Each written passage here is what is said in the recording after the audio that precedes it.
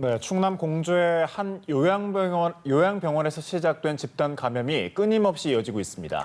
요양병원 내부와 외부를 가리지 않고 추가 확진자가 계속 나오는 상황입니다. 자세한 내용은 현장에 나가 있는 취재기자 연결해 알아봅니다. 이호진 기자.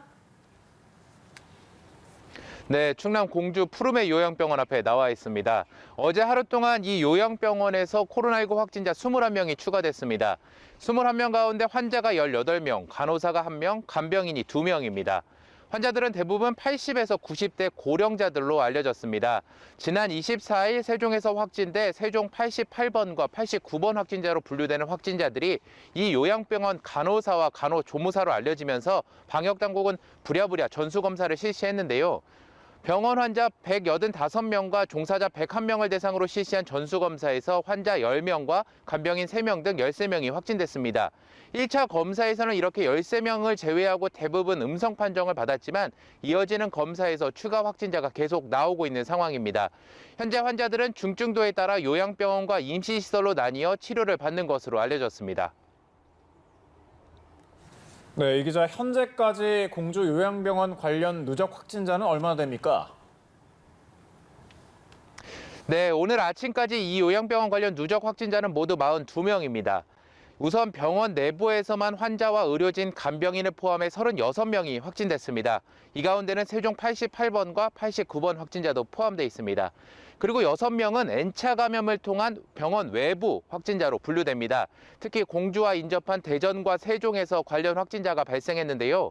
가장 먼저 확진된 것으로 추정되는 이 병원 간호조무사인 세종 89번 확진자가 경기 고양 604번 확진자와 지난 13일 들렀던 세종시 한 식당에서 함께 식사한 일가족 3명이 확진됐습니다. 또 지난 25일 확진된 대전 60대 주부도 이곳 푸르메 요양병원과 연관된 것으로 확인됐습니다. 이 요양병원 관리는 확진자 가운데에는 조치원 교동초등학교 학생도 포함되어 있는 것으로 알려졌습니다. 네, 말씀처럼 내부와 외부 가리지 않고 다양한 경로로 전파된 것으로 보이는데요. 그렇다면 이들의 자세한 감염 경로는 확인이 됐습니까?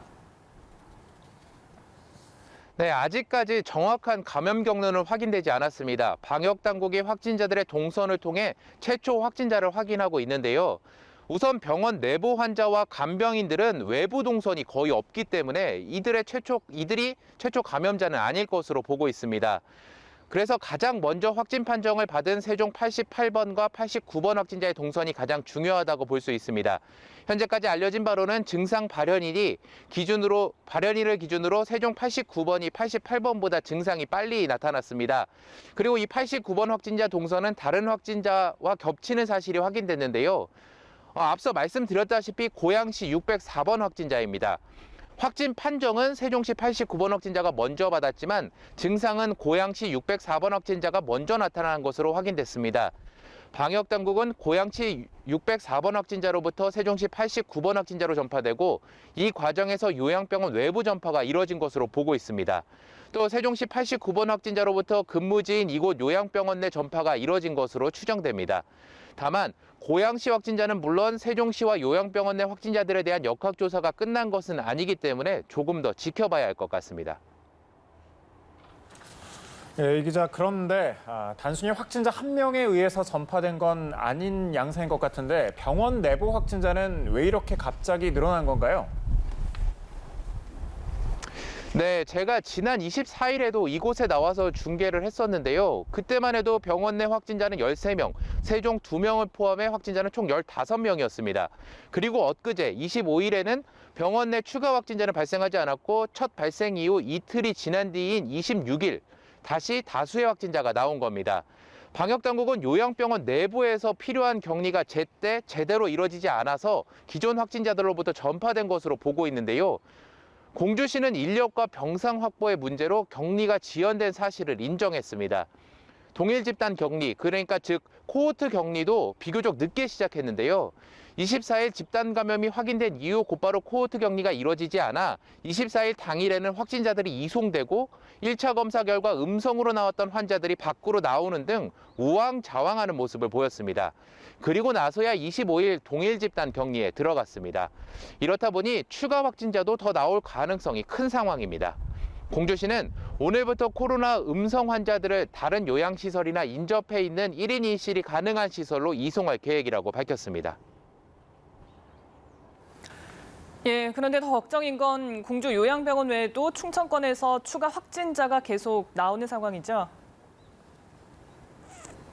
네, 그렇습니다. 오늘 아침에도 충남 천안에서 한 중학교 교사가 확진이 확정돼 이 학교 전체가 등교가 중지됐습니다. 또 충남 서산과 당진에서도 각각 한 명씩 확진자가 발생했습니다. 이들은 모두 기존 확진자와 접촉자들로 분류됐습니다. 충북도 확진자가 계속 나오고 있는데요. 충북 제천에서는 김장 모임을 매개로 집단 감염이 발생했습니다. 오늘 아침에만 12명이 추가 확진됐는데 대부분 김장 모임 관련 확진자로 분류됐습니다. 제천 김장 모임 관련 누적 확진자는 사흘 만에 25명으로 늘었습니다. 또 충북 청주와 단양에서도 각각 한 명씩 기존 확진자와 접촉해 확진된 사례가 나왔습니다. 지금까지 충남 공주에서 연합뉴스TV 이호진입니다.